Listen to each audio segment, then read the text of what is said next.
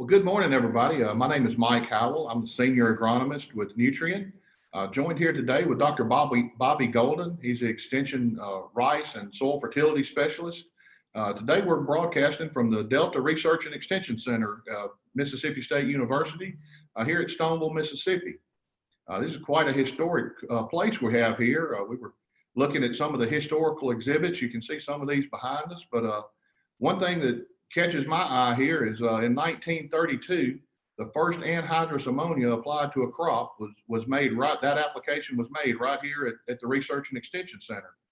And the mule's name was Ike. The mule's name was Ike. Yep. So quite an extensive history here. They invented the first parabolic subsoiler here. So a lot of inventions and technology has developed from this center here. But today, Dr. Golden is going to talk to us about nutrient management and how to sample for nutrient deficiencies in season. We've got some plants here that he's going to show us how to do this with. And we've had a lot of rain through the Delta area this year, and I know other parts of the country have as well. Bobby, are you seeing any nutrient deficiency symptoms showing up in the fields these days? You know, I think some of the biggest things that we've got calls about, and some of the biggest things that we are out looking at on a daily basis, number one primarily is sulfur. So when you're talking about corn and soybeans, we've seen more sulfur deficiencies in the last 3 years than we've seen in some time, and always going to get those calls this time of year when we've got this much rain about how much nitrogen have I lost? Do I need to add additional to my corn or my rice or my cotton? And you know, that's some of the ways that tissue sampling can help you, Mike, when we're thinking, hey, I might be deficient, I may not be deficient. Well, let's just run out there and take that plant's temperature and see. Yeah, but just like anything else, we only get what we put into it. So if we're taking these tissue samples incorrectly and not handling them correctly, we're going to get bad data coming in, and we're not going to know exactly what we need to do on the backside. So Bobby, I'm going to turn it over to you and let you show us how to do this correctly so we can feed this crop the way it needs it. All right, guys, I appreciate Nutrient asking me to be on today and do this for y'all, and the economics platform that shares a bunch of videos and great how-tos, and as well as information on general fertility and how to utilize that to better your farm environment. Today's topic is tissue sampling, and historically we have tissue sampled for two main reasons. The first reason is to take a plant, I hate to use that word plant health, but a plant nutritional status update. Okay, so it's just like you going to the doctor and getting your wellness checkup. So many times we'll go into a field and specifically take tissue samples to see where we're at, and do we need to add anything or move forward, or are we okay? So it's a good way to spend a small amount of money to save from spending a bigger amount of money. And the other historical method we've always used for tissue testing for is to diagnose deficiencies we see in the field. And in those times, we're going into a field and we're pulling good plants from one area and bad plants from another, doing a tissue sampling to compare, okay? And that helps us, even though there might be a visual identifier out there that we could say, yes, this is sulfur deficiency, yes, this is potassium deficiency, or yes, this is nitrogen deficiency. Sometimes with nutrients, you can be deficient in more than one, and it makes it really muddy on what you actually need to apply to correct that deficiency, because the classical symptomology just isn't there. Okay, so in that sense, taking those tissue samples from a good area and a bad area will allow you to hone in on what's actually limiting your crop's growth potential. All right, and more recently, I guess there's a third reason that we've started tissue sampling, and that is to comply with the CSP program, where we're receiving payments to use enhanced efficiency fertilizers or some type of practice to be better environmental stewards, maybe reducing our nitrogen rates, maybe using different type of products. So in recent years here in the Mid-South, that's been a big push in tissue testing, is to be compliant with the CSP programs. So really quickly, I forgot to mention one thing. We do have two ways that you can ask questions today. If you look at the bottom of your screen, we've got a chat button or a Q&A button. If you'll type your question in there, we'll get that question to Dr. Golden, and he'll try to answer as many as possible during this webinar. So, and I would say, guys, gals, anybody out there that has a question, please ask it, because this thing being interactive is a lot easier to do than me just sitting up here for 30 minutes.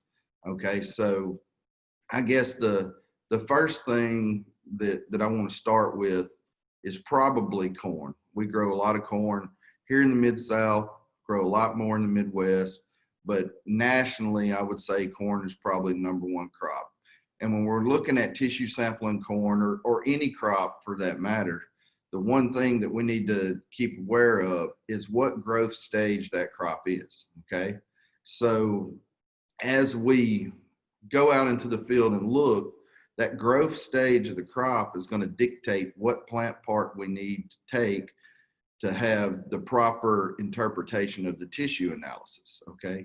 And we'll get into interpretation a little later, but most of the research that goes into correlating, calibrating tissue tests to potential yield responses comes from specific plant parts. So knowing what plant part to take when you're in the field at that growth stage is key to getting a really good result that's usable and can save you money in the long run. All right, so starting out, we'll start out with very small corn, and we've been blessed or cursed, I guess you would say, with a lot of rain here in the Delta, just like other areas. So we have corn in the field today ranging from pollinated all the way down to about V6 corn. So we had a good representation of plants to go out in the field and get this morning to show you what you need to be doing to take these samples. And I guess starting with corn,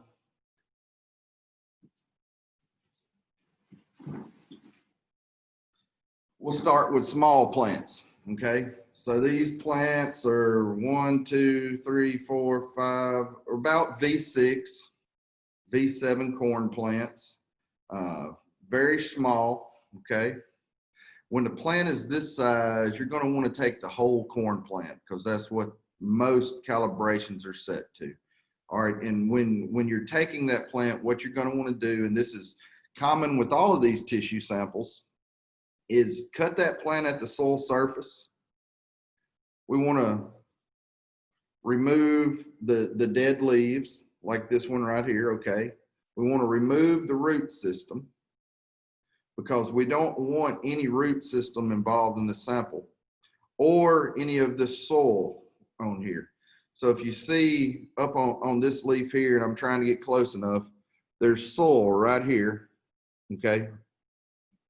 We want to get that off. All right, so gently try to scrape it off. If it's soil, it comes off. If it's mud like this is, you may have to lightly wash it with some water. But we want to get those off and remove all the soil, because a lot of times we see erroneous results for soil being on plants. And one of the common factors in our area that you can identify that your sample may have had soil in it is a very high iron or very high calcium reading. Now, that's going to be different wherever you're at in the US, but here in the Delta, we have very high iron content and very high calcium content in soils.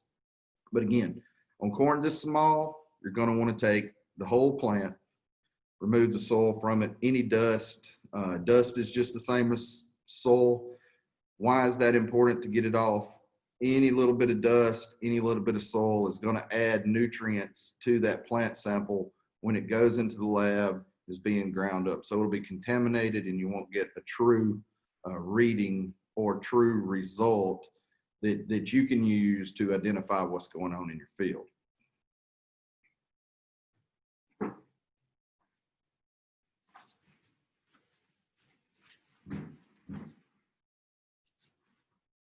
As that corn gets a little older, like these plants here, okay? These plants are 1, 2, 3, 4, 5, 6, 7, 8, about V9, V10. okay? And if you notice on some of these plants, I don't know if you see it here, but you can start to see a slight sulfur, if I can get the light right in here, showing up down here at the vein. We took these out of sulfur plots just to show that. So on these plants that are this size, what you're going to want to do is take the oldest, most mature leaf of the young growth. So I know that's a mouthful saying that, but what that means is you start at the whorl and you go backwards from the whorl to the most fully expanded leaf that is mature and has formed a leaf collar. Okay, so in this case, it would be this leaf. All right, so being that this is the first one we're taking individual leaves off of, we're going to pull that individual leaf off, and we're going to look at that leaf and make sure it's got no soil on it. There's a little soil here. If we can't brush it off lightly, we're going to lightly put some water on that, get that soil off, and let that plant dry. Okay.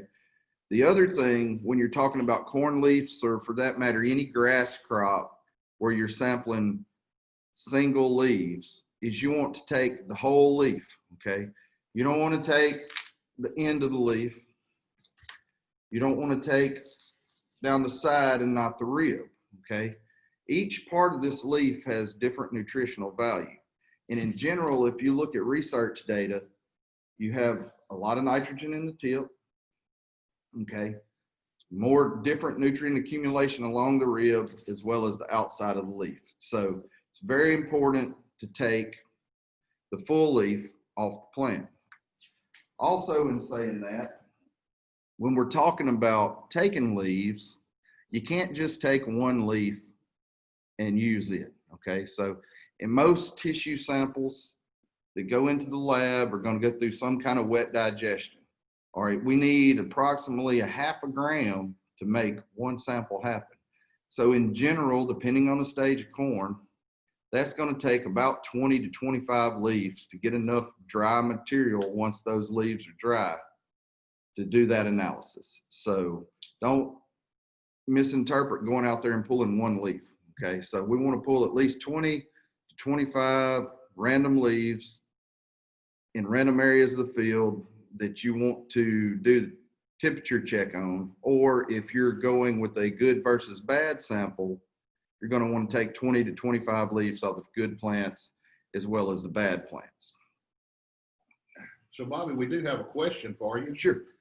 Said he would love to hear more information about comparison processes between different samples. For example, a good spot in the field and a bad spot in the field. And how would you use soil test data to go along with this? Okay, great. So a lot of times we're going to have soil test data from the fall. Okay. And that's generally given us, or here in the Mid-South, we generally take soil samples around October and to get ready for fall fertilization season. Most all of our mixed good fertilizers, and by that I mean P and K, go out in the fall here. All right, as we move into the crop season, you know, with changes in soil moisture status, with changes in a lot of things, weather patterns, irrigation here, it could influence fertilizer movement within that soil. So going back into those bad versus good areas, it's really helpful to also have a soil sample. Okay. So at that time, when you go into that bad area and take your 20 to 25 leaves and you take your 20 to 25 good leaves from that good area, it's also important to take a soil sample from each one of those areas to give you one extra data layer to help you make that decision on should I add additional fertilizer. Okay, so we all know that the name of the game today is the more data we have, the better apt we are to make a good economical decision to benefit the producer. Okay, so if you have tissue data, that's one layer of data to make that determination on. If you have soil test data from the fall, that's an additional layer. If you have soil test data from the time of the sampling that you took the bad and good sample, that's an additional layer. Because what we have to remember with any soil sample or tissue sample is it's a snapshot in time. Okay, so when we take those fall samples, that is the potentially available nutrients that were there at that day we took it in the fall. That does not mean that they're going to be there in the same spot in the spring. In general, we can make some assumptions about that, but by going in and soil sampling as well as tissue sampling in those bad spots, that gives us 2 data layers.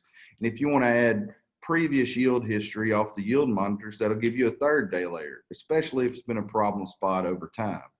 I know in the Midwest, you have tile lines, and that influences and impacts some stuff too, just as well as we have rows that we bed up for our drainage here, because we have an internal drainage problem and a surface drainage problem. So, you know, when taking soil samples to match that, is it in the row? Is it in the shoulder of the row? Is it in the furrow? If you're taking a soil sample to match a bad spot on a road crop in the field, we'd like you to take that soil sample out of the shoulder of the bed.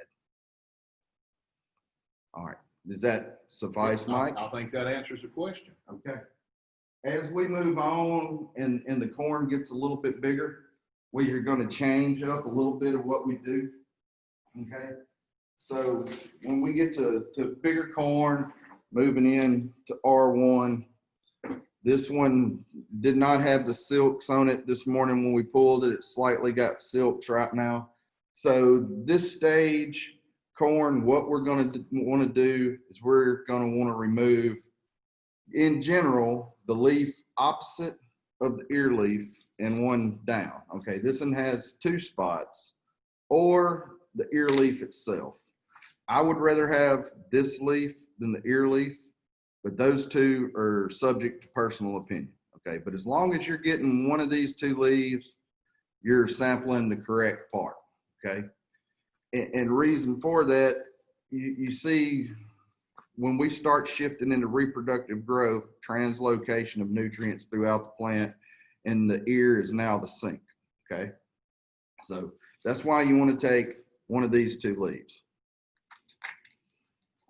It's very similar scenario when you take that leaf. You want the whole leaf. You don't want the leaf to split. As these plants age and we start getting closer to reproductive growth, it's a lot easier for those leaves to shred, rip. So just be very cognizant that you're getting the right leaf. And then you're getting the whole leaf when you get it. As we move on to older corn and we start seeing ear formation, and corn's getting me now,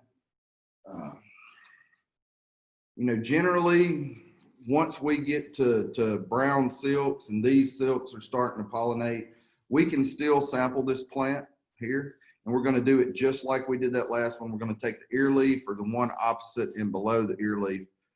All right, so we're going to pull that leaf off. We're going to get 25 of these leaves right here.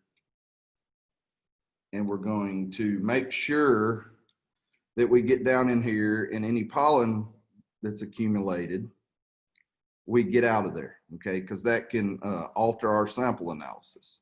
So you saw that little bit of pollen. That pollen has moisture in it. It'll cake moisture and cake soil right there in that spot of the leaf. So we want to make sure we remove that before we put our samples in the bag to send to the laboratory, okay? Here's a good example of that on this leaf, and I'll try to zoom in where you can see the pollen and a little bit of soil down here in the bottom, because that wetness is right there at that joint.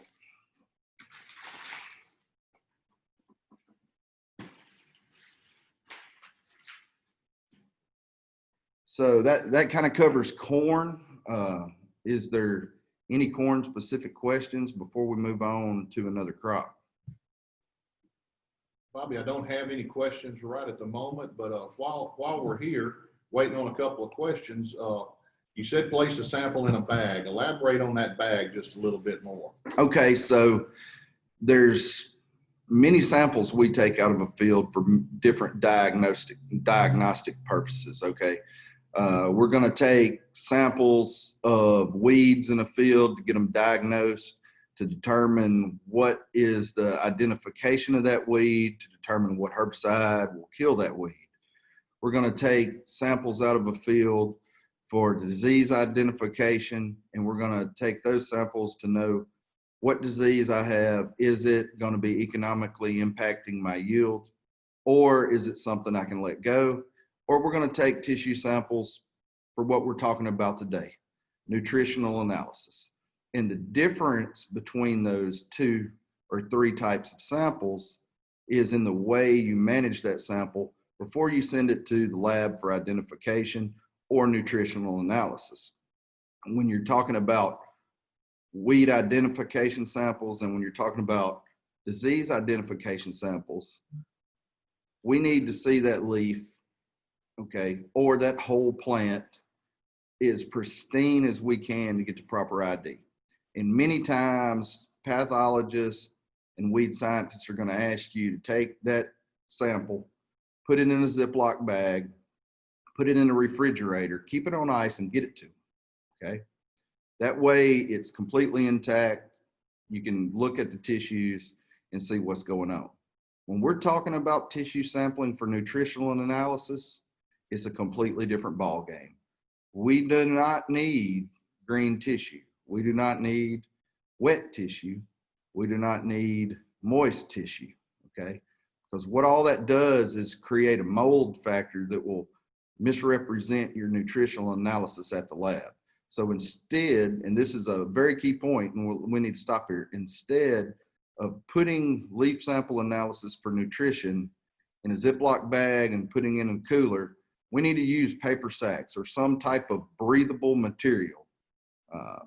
We use paper bags, that's the best. It's breathable, it'll pull moisture out, draw moisture out, because we want that plant sample to be as dry as possible before you get it to the lab where mold will not accumulate during shipping, okay? So what that means is it's okay to leave that sample on the dash of a truck for a day, okay?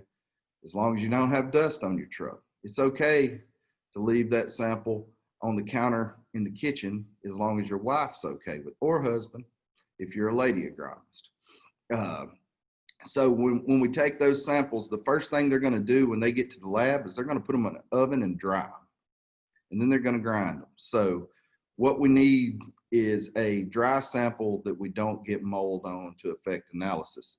And in saying that, one thing where a lot of mistakes are made in sending samples is, let's say you take a sample on Thursday and you put it in a paper bag and you do everything right. And that sample you're going to mail off to the lab. Here in Mississippi, we have multiple labs, but the majority of our samples go to either Waypoint in Memphis or Southern Soils Lab in Yazoo City.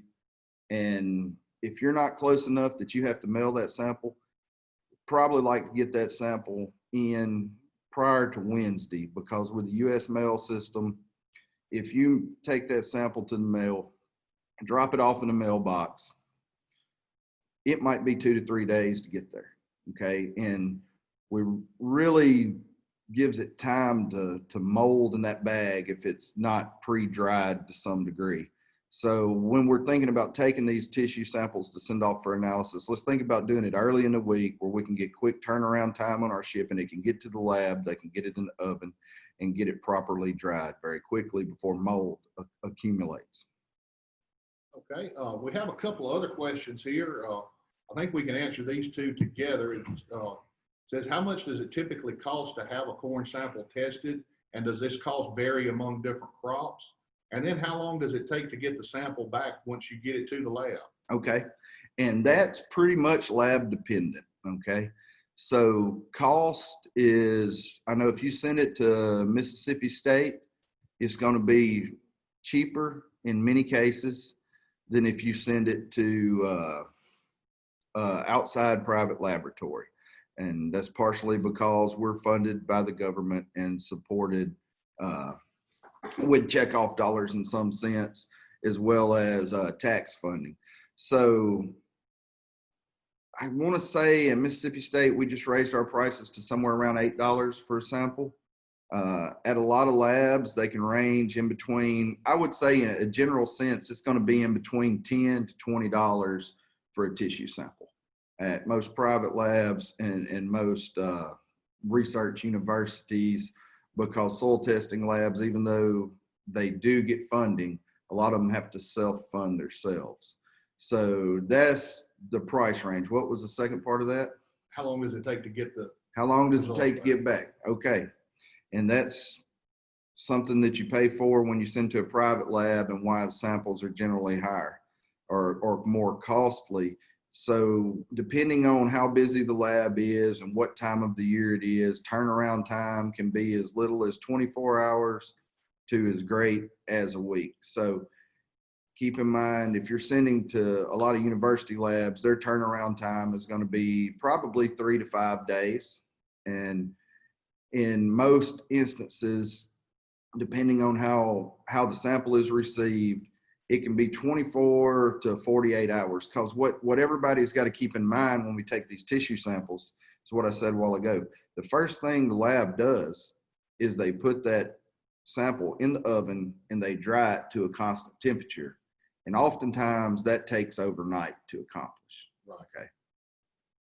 Okay, so let's do one more question, Bob, before you move into some of these other crops. And this is something that I've seen several times in my career. But what might be a good reason for a tissue sample to come back testing low in a particular nutrient, but the soil sample that corresponds to it is testing high? Okay, so there's a lot of things out there that could possibly make that case. Oftentimes here, one of the biggest things we see is potash coming back low in the plant, but high in the soil. And if you look at years like we have this year, and you get on certain soil textures, you got a very shallow rooted crop that can explore the soil to get to that fertilizer that's in the soil or soil nutrient. Okay. So say in most of our corn soil here, we grow on CCs somewhere in that 10 to 18 range. And when you start getting down to that 10 cc, we can leach some potassium lower than the root zone, especially in years like this where we've got continual rain that has a very shallow rooted crop. Okay. And again, keeping in mind that when you took that soil sample in the fall, that's what was available that day. Soil wetting and drying processes can alter that. Tillage can alter that. All type of things can move those soil nutrients around. But in short, that I would say is the answer, is a separation between where the nutrient is in the soil and the roots, or some type of restrictive layer or vascular issue in the plant, not unrelated to nutrition. Right. Okay. Well, I think we're caught up on all the questions. So right. We want to move into another crop and show us some differences in different crops. All right. So I guess next on the list, if you're looking at U.S. acreage, is soybeans.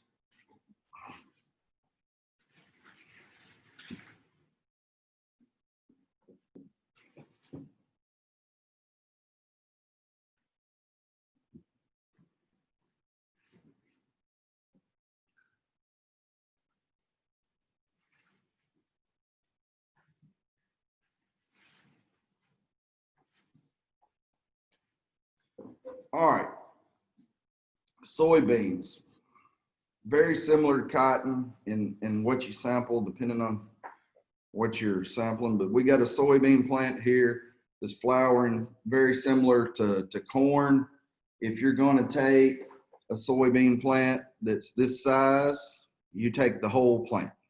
Okay. Cut it off at the soil surface, remove all the soil. And in soybeans, this is where it gets really tricky. And you might have to have a lightly washing, or you can send it to the lab and say these need to be washed before dried. And many times that is the proper way to do it, because if you wash the sample like I'm talking about and then put it in a paper bag, you increase the mold chance if you don't let it dry before you send it or put it in that bag. All right, but when you look at soybeans, you can see all of this soil accumulation under the leaves. So when you're sending whole plants at this stage, you got to be really careful to get all that soil off. All right. Now, Dr. Golden, that plant you have there, Talk about the necrosis that we're seeing in those Okay. leaves and how we deal with that. Okay, and we'll get to that in the process of talking about this big plant. All right. So when you're sending in whole plants, you send in the whole plant. When we get to this larger plant, what we're going to want to do is count down from the top and get the uppermost fully matured trifoliolate. Okay, so if you're looking here, these are not fully matured leaves. You can see you don't want to take that part. You don't want to take that part. But here, 3 nodes down, is the most fully matured trifoliate leaf. Okay, and I said a while ago, trifoliate versus trifoliolate. What you don't want to get in the habit of doing when you're sampling is you don't want to send this in. This is the trifoliate. What you want to send in is clip it right here, throw the petiole away, and send the trifoliolate in. And in general, with soybeans, it's going to take about 25 of these to get the amount of tissue required to have that test. Now, what Mike was alluding to earlier is, what if my trifoliolates look like this and they have damage? And this is storm damage, not storm from weather, but storm the herbicide. So you don't want to send necrotic dead tissue in, okay? It needs to be clean, healthy tissue.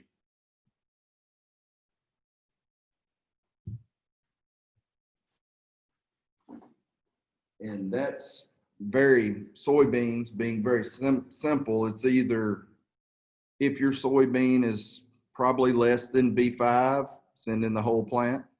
If your soybean is V6, which is going to be approaching R1, we're going to send in those trifoliolates, okay? Okay, so one question that just came in, the soybean plants you had in your hand, what growth stage were those in? Okay. So let's just look at this one. All right, and we're going to look at this, and looks like R2 just looking at it until you get down here at the 4th node and you see that pod development. These are R3 soybeans with that little 3/16 inch of a pod on the end. So we're progressing through that rapid growth, and we're starting to send beans in. But in the soybean growth staging system, when you have a indeterminate bean like we grow mostly here in the Mid-South, you're going to want to do that growth staging from the top to the bottom, right? So if you have within 4 nodes of the top, that little 3/16 inch of a pod, you're going to move from R2 to R3. Now, growth stages last between 3 to 5 days, or can last as much as 21 days in indeterminate beans here in the South. And R2 is probably one of the longest growth stages that we have for indeterminate bean growing in the South. Most everything here is going to be a group 4 to an early group 5. We used to grow a lot of determinate beans, and we don't do that anymore. Okay. So Bobby, we talked about 25 leaves when we sample the leaves. What if we're sampling the whole plants on soybeans? Do we do a number of plants, and do we pick those from around the field, or do we sample a number of square feet if they're drill beans? Well, depending on what you're trying to accomplish, I like if we're doing plant health checkups, I want random plants from the field. Okay, so don't go to one spot and sample in one spot unless you're sampling a good spot versus a bad spot for deficiency diagnosis that you can, how do I want to phrase this, where you're trying to confirm a visual nutrient deficiency. If you're doing more of the plant health tissue testing or the CSP tissue testing, where you're trying to get a true representation across that field, you need to be taking random samples across the field. much like you would scout that field for weeds or scout that field for insects, random stops on some predetermined zigzag pattern or however your crop consultant generally does that. Okay. And I think that's got all of our questions caught up. Okay. So, All right, moving on. I saved the last two for our Mid-South guys, which is cotton and rice, okay? So Midwest guys, you can close off your ears now if you don't want to learn about cotton and rice, but it's very big staple crops for us here in the South. And I guess first we'll attack cotton since I did soybeans.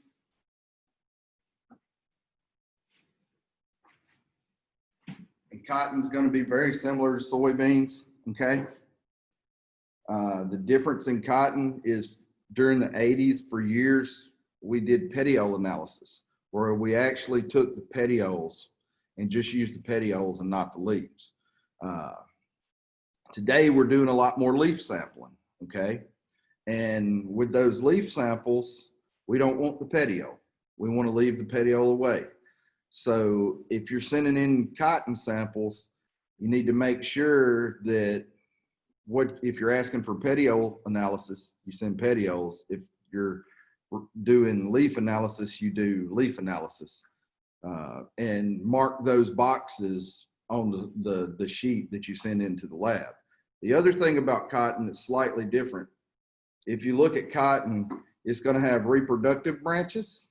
You see that early square formation there. I know it's a triangle, but we call it a square. And then you have the vegetative branch underneath it. What part we want to sample is that vegetative branch. And if you're looking at this plant, we want to take the uppermost, fully expanded vegetative branch, which it's not this one, it's not this one, and it's not this one, but it's this one right here. You see, here's your reproductive branch with your square, and there's your vegetative branch feeding it.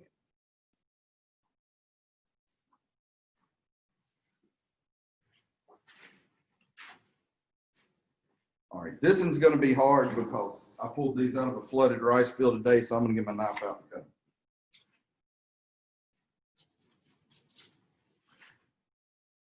All right, so when we take rice, up until probably mid-season, when we start getting internode elongation and joint expansion, we can take the whole plant sample, okay? And I would say, in general, when we're diagnosing nutritional deficiencies in rice, most everything's going to be taken prior to that stage, really in mid-tillering, where that plant starts robustly growing is where we take our most samples. But when we're taking those samples, we're taking whole plants. So that's an individual rice plant, and that's an individual rice plant. And when we're talking about rice, you got to get a fair amount because it's at this growth stage fairly small. So you may need 40 rice plants to get that accomplished, 40 individual rice plants. If the rice is smaller in that 2 to 3 leaf stage, you may need 50 rice plants. Because again, keep in mind that most of these samples need 1/2 gram of dry tissue. And even though this looks like a lot in your hand, it doesn't give the lab very many shots at it. So when that rice gets bigger, which due to our wet weather, we don't have any larger rice to show you today, what you want to do is take the uppermost 3 to 5 leaves, okay, off of a rice plant. If you have a rice plant nearing heading, or if you have a rice plant well past panicle differentiation, if you look at a lot of the ERIE data or the International Rice Institute data, they say take the Y leaf. If you look at a lot of data in like the plant analysis handbook that's behind us or from specific labs, they're going to want the top 5 leaves of that rice plant. And that's pretty much the crops that I had for you today. How we doing on time, Mike? we've got about 20 minutes left. So Okay. if anybody has any more questions, fire those in to us. Anything else that we need to be cautious of or anything like that, Bobby? I would say the thing to be cautious of is how you interpret your samples. Okay, so I get a lot, and I'm going to share my screen real quick and show some sample analysis. Can everybody see that? Great. Yes. All right. So this is some Nutriscription sample analysis here. All right, if you look at the bottom down here, it comes from Waypoint Analytical Laboratories. And if you get these results back, depending on what lab you send them to, they're going to look different, okay? So this is an example of a Nutriscription. The other lab I talked about in Mississippi that we send a lot of sample to is Southern Soils Lab. When you get their samples back, they look like this. In general, everybody's going to have green means good, red means bad, and yellow means caution. So as Americans are red light, green light, you know, it makes it easiest for us to see. The one thing that I would say is when looking at your samples, you have to keep in mind that every lab interprets things differently, okay? So the critical values for deficiency or sufficiency ranges may be different across labs. Therefore, you could send to a lab and it tell you, for instance, in this sample that P is 0.31% and low. And here, well, I thought I had one that was high, but this is low too, it's 0.26. So, you know, critical values are going to be similar, but could be different. And that depends on how you interpret the gray area around the critical level or the join point of the plateau where we start seeing deficiencies affect yields, okay? So that's the biggest thing that I get called about a lot is I sent my samples to this lab and they said it was low, and I sent it to this lab and it said it was fine. Just keep in mind that the way the interpretations are made varies between labs. And when we're talking about things like micronutrients that's other than zinc or boron, that even gets a wider gap, okay? Because when we're talking about zinc or boron or manganese, we have a lot of research data that's available to these labs to look at. When we start talking about things outside of that on a micronutrient area, it can vastly differ between labs and what material they're using to set those. This book I have set back here, and I'll turn my screen back if I can figure out how. Stop share. All right. This book here is a good desk reference that gives general ranges for tissue samples for pretty much anything you can think of in the United States or world for that matter, from woody ornamental shrubs to row crops. And in general, the ranges within this are going to be very similar to what you see from the labs, okay? But if anybody's interested in further reading on tissue analysis, Plant Analysis Handbook by Jones and Case is a good desk reference to have.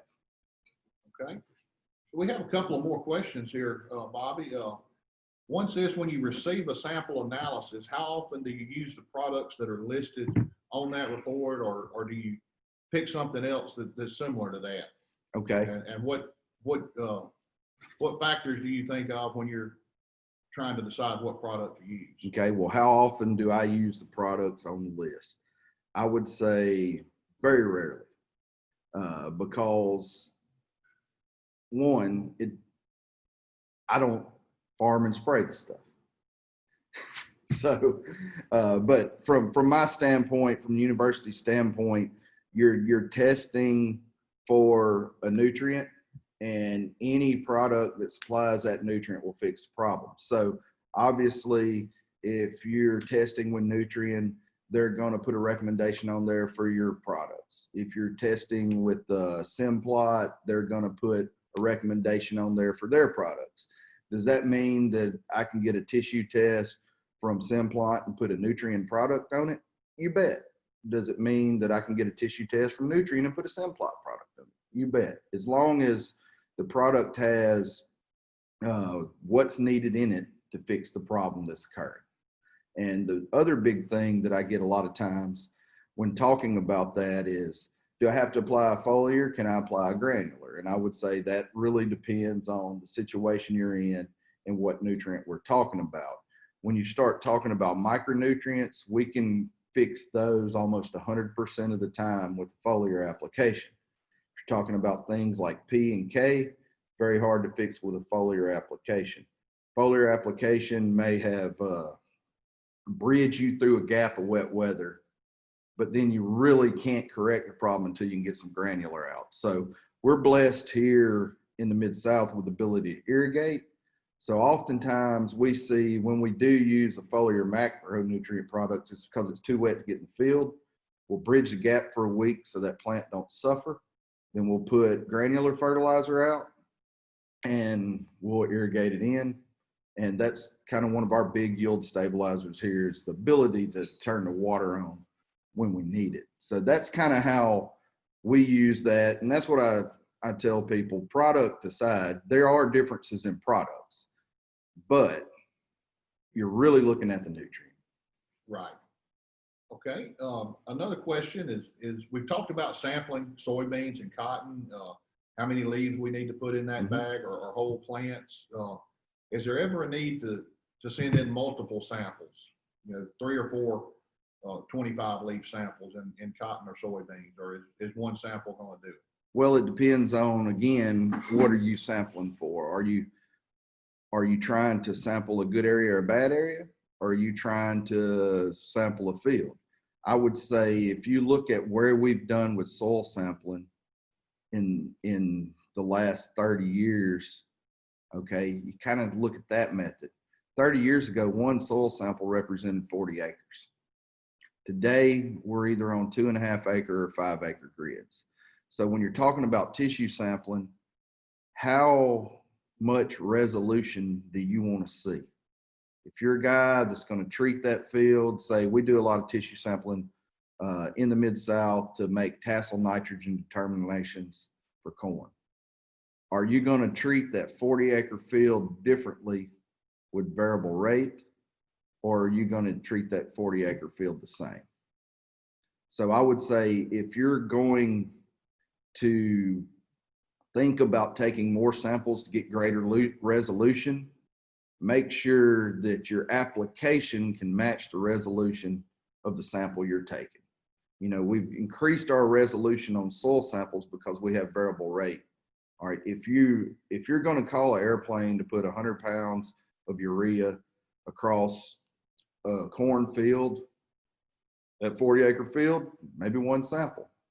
If you're going to use variable rate to alter that rate, then match the resolution that you're going to apply the product with to the tissue test. Does that kind of make sense, Mike? I think so. I think that's answered the question. Just had one more question. Said you mentioned nitrogen recommendations on corn at tassel. What are some other crops and sampling growth stages do you promote for in-season applications? Okay, so we're working on a lot of stuff right now with potassium on soybeans in our research program to do in-season potassium applications. Very similar with cotton, especially on the lighter textured soils where we see what I talked about earlier. Our roots can't go deep enough to pick up any soil that's leached. In rice, we're talking about mid-season nitrogen. Okay, very similar to tassel nitrogen on corn. We're also going to test corn and rice for zinc in that 2 to 3 leaf stage on both of those, because that's generally when we start seeing zinc deficiencies show up. So if we're targeting to look for specific nutrients, I would say what we do a lot down here is early season testing for zinc on corn and rice, and mid-season testing for nitrogen. Those are really I would say the only 2 that we're pinpointing right now for, okay, we've got enough research data to say if you're at this critical concentration, you need to go. Got a lot of work in other states for boron on cotton and soybean. Haven't done a lot of that here lately. In the past, we did a lot for cotton and boron. Okay. Well, Bobby, we surely appreciate it. I don't have any more questions right now. Well, we do have just a few minutes if somebody wants to send in another question. But Bobby, since we have just a few minutes, why don't you take just a second and tell us a little more about the experiment station here and what it means to the Delta here in Mississippi and a little bit about what's going on here. Yeah, so Delta Research and Extension Center is probably one of the largest research stations in the U.S. I would say if you look at us in Tifton, Georgia, we're 1A and 1B, and depending on if you're talking to a guy from Mississippi or Georgia, depends on what answer you're going to get. But we have right around 5,000 acres here. We work on every crop that you can grow, from winter wheat to peanuts, cotton, soybeans, rice, canola. We've done canola. Heck, we've even tried sugar beets and mint here. But most of your staple principal crops for Mississippi, which is rice, cotton, corn, soybeans, and wheat, grain sorghum. We have grain sorghum research too.